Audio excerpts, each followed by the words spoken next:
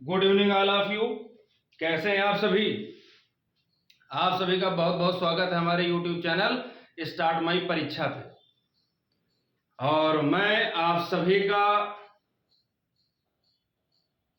चहीता, आप सभी के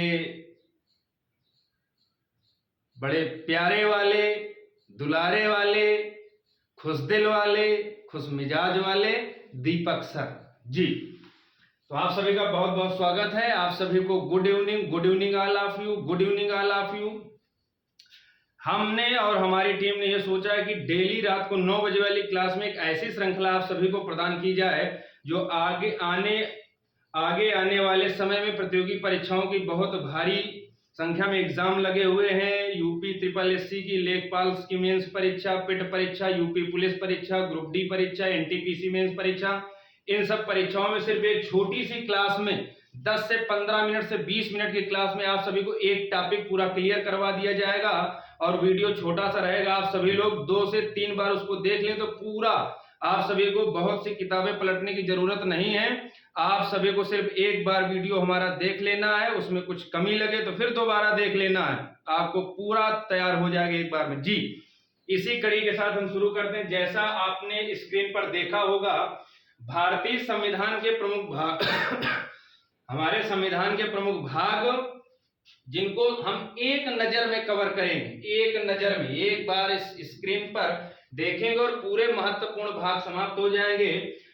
मूल संविधान में 22 भाग थे, वर्तमान संविधान में 22 भाग हैं, गणना के आधार पर 22 भाग हैं, गणना के आधार पर कुल भाग 25 हैं, कुल भाग 25 हैं। इन बिंदुओं को भी याद रखना। चलिए इसी के साथ शुरू करते हैं। सभी को गुड इवनिंग। एक बार सभी लोग क्लास को शेयर कर दें, अधिक से अधिक लोगों के पास ये वीडियो का लिंक पहुंचे, आप सभी पढ़ें और आगे बढ़ें। चलिए तो शुरू करते हैं। पूरे महत्वपूर्ण भागों को पढ़ेंगे जिनमें से हमको 22 भागों में से लगभग 18 भागों को हमेशा याद रखना है, वो पूछे जाते हैं। ठीक, पहला देखिए, पहले भाग में क्या है, तो चाहे भाग 1 कहे, चाहे अनुच्छेद 1 कहे, चाहे अनुसूची 1 कहे, उसमें है संघ व उसके राज्य क्षेत्र। यानी कि हमारे भारत में केंद्र है, हमारे भारत में राज्य है, राज्य और केंद्र शासित प्रदेश, इन सबको मिलाकर के हमारा एक भारत संघ राज्य बनाया गया है, जिसको संघ व राज्य क्षेत्र कहते हैं। भाग 1 डी जी बिल्कुल। उसके बाद भाग 2 में किसका वर्णन है, तो नागरिकता का वर्णन है। हमारे देश में कैसी नागरिकता है, तो एकल नागरिकता का प्रावधान है। नागरिकता, दोहरी नागरिकता का संबंध किस देश से है, तो अमेरिका से जी बिल्कुल। भारत में पहली बार नागरिकता कानून कब आया था, तो 1955 में भारत में पहली बार नागरिकता कानून आया था जी। चलिए उसके बाद भाग 3 देखेंगे, तो भाग 3 में मूल अधिकार। मूल अधिकारों का वर्णन अनुच्छेद 12 से 35 में है। मूल अधिकारों का वर्णन अनुच्छेद 12 से 35 में है। और मूल अधिकार हमारे देश के संविधान में अमेरिका से लिए गए। मूल अधिकार हमारे देश में कहां से लिए गए, तो अमेरिका के संविधान से लिए गए जी। भाग 4 में है राज्य के नीति निर्देशक तत्व। राज्य के नीति निर्देशक तत्व, इनका वर्णन अनुच्छेद 36 से अनुच्छेद 51 तक है। और राज्य के नीति निर्देशक तत्व हमारे भारत में आयरलैंड के संविधान से लिए गए। कहां से लिए गए, आयरलैंड के संविधान से लिए गए। भाग 4 के काम है मूल कर्तव्य। ये मूल संविधान में वर्णित नहीं थे। सरदार स्वर्ण सिंह समिति की सिफारिश के आधार पर 1976 में इनको जोड़ा गया था। मूल कर्तव्य कब जोड़े गए थे, तो 1976 में इनको जोड़ने की सिफारिश किसने किया था, सरदार स्वर्ण सिंह समिति ने। किस संशोधन द्वारा, तो 42वें संविधान संशोधन 1976 द्वारा हमारे संविधान में मूल कर्तव्य जोड़े गए। और ये कहां से लिए गए थे, तो पूर्व सोवियत संघ, या जिसको रूस कहते हैं, पूर्व सोवियत संघ के संविधान से लिए गए जी बिल्कुल। उसके बाद देखेंगे भाग 5। भाग 5 में संघ यानी कि केंद्र के विषय में बताया गया है। भाग 6 में राज्यों के विषय में बताया गया है। वर्तमान में भारत में कितने राज्य हैं, तो 28 राज्य हैं। आप सभी को कमेंट करना है, बताइए भारत में भाषा के आधार पर सबसे पहले किस राज्य का गठन किया गया, जल्दी से बताओ मेरे लाल लालियों, मेरे वीर वीरांगनाओं, मेरे शेर शेरनियों, जल्दी से बताइए भाषा के आधार पर कौन सा राज्य जी बिल्कुल, बहुत बढ़िया। भाषा के आधार पर भारत में सबसे पहली बार आंध्र प्रदेश का गठन किया गया था 1956 में, तेलुगु भाषा। जी बिल्कुल, बहुत बढ़िया। चलिए उसके बाद देखेंगे भाग 7। 5 में है केंद्र, 6 में है राज्य, भाग 7 में लिखा आपको मिलेगा निरसित या निसरित। इसका मतलब होता है हटाना। अब इसमें भाग 7 में पहले कुछ था, हटा क्यों दिया गया, तो थोड़ा सा समझिएगा इसमें क्या था।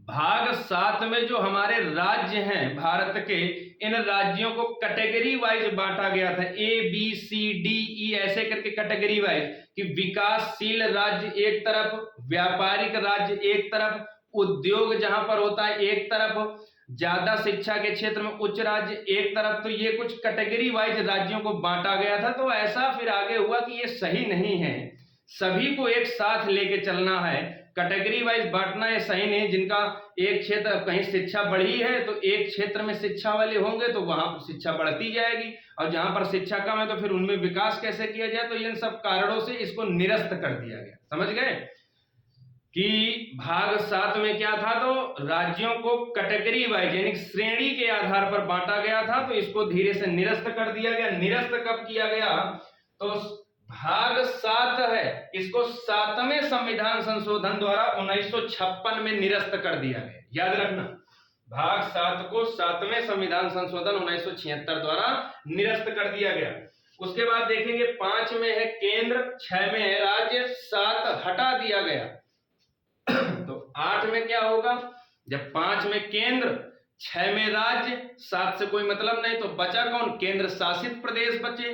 तो भाग 8 में है केंद्र शासित प्रदेश, जिनको संघ राज्य क्षेत्र कहते हैं या संघ शासित प्रदेश कहते हैं। जी उसके बाद भाग 9 में है पंचायत।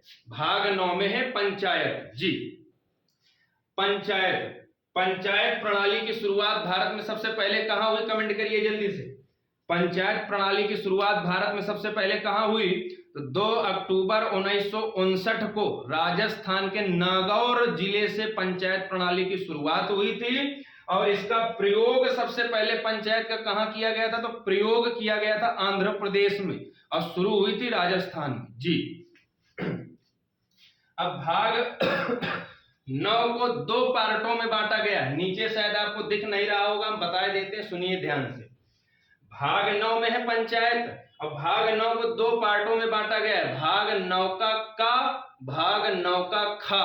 तो भाग 9 के का में जो 9 का आ है, 9 का फर्स्ट, उसमें है नगर पालिका।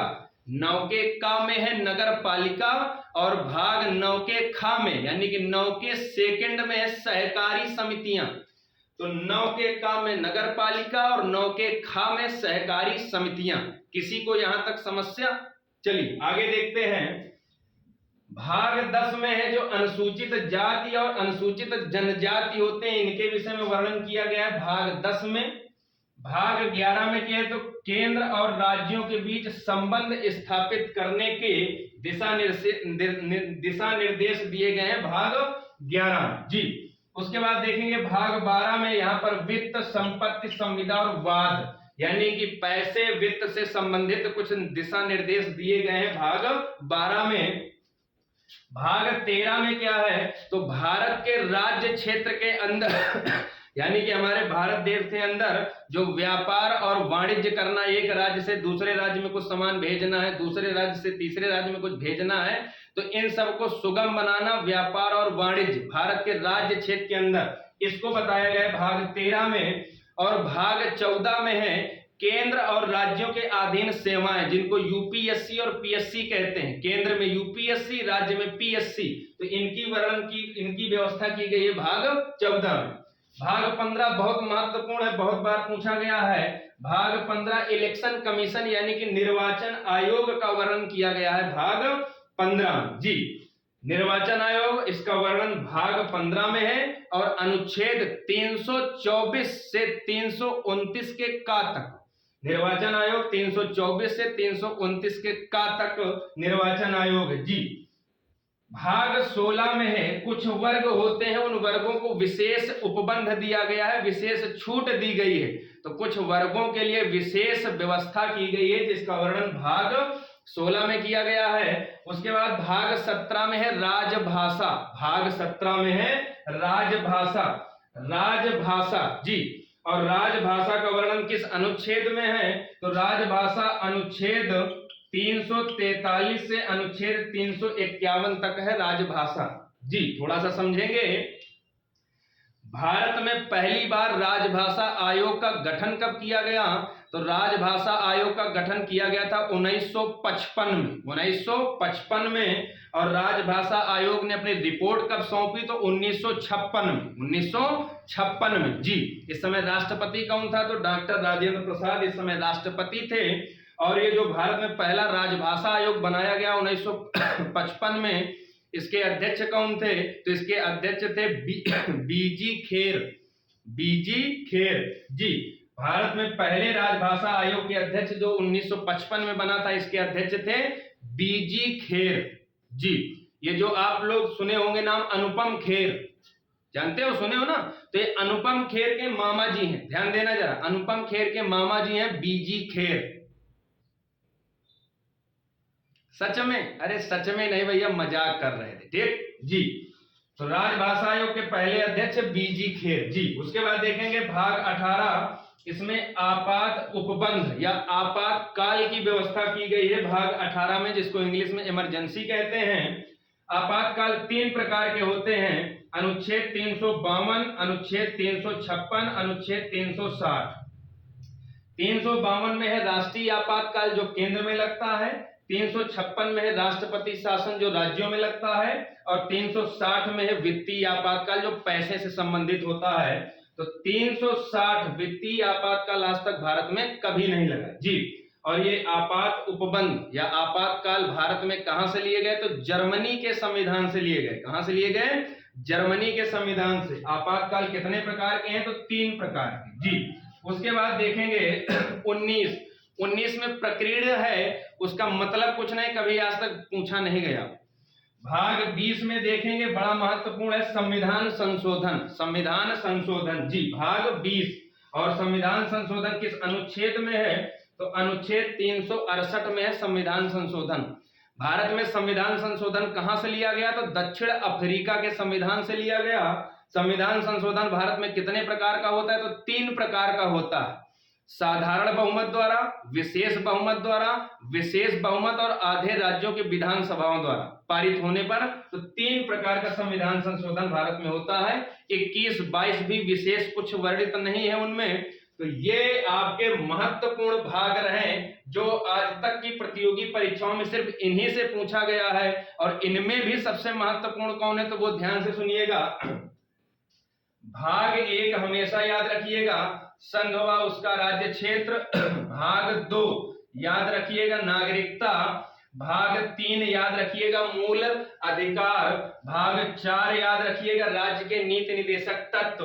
भाग 4 का याद रखिएगा, मूल कर्तव्य। उसके बाद 4 के बाद सीधा आ जाइएगा भाग 9 पंचायत, भाग 9 पंचायत। उसके बाद सीधा आ जाएंगे भाग 11 केंद्र और राज्यों के बीच संबंध। इसके बाद सीधा आ जाएंगे भाग 14 संघ और राज्यों के अधीन सेवाएं। उसके बाद भाग 15 निर्वाचन आयोग, और फिर भाग 17 राजभाषा, और भाग 18 आपातकाल, और भाग 20 संविधान संशोधन। यानी कि आपको 1, 2, 3, 4, 5 और पंचायत वाला 6, केंद्र राज्य के बीच संबंध 7, यूपीएससी पीएससी 8, निर्वाचन आयोग 9, राजभाषा 10, आपातकाल 11 और संविधान संशोधन 12। ये 12 भाग आपको हमेशा याद रखना है। 90% परीक्षाओं में यहीं से पूछा जाता है, बचे 10% तो अन्य सभी से पूछा जाता है। तो आपको हमारी क्लास कैसी लगी? इस वीडियो को 1 से 2 बार देख लीजिए, बड़ा महत्वपूर्ण है। Thank you all of you, thank you all of you.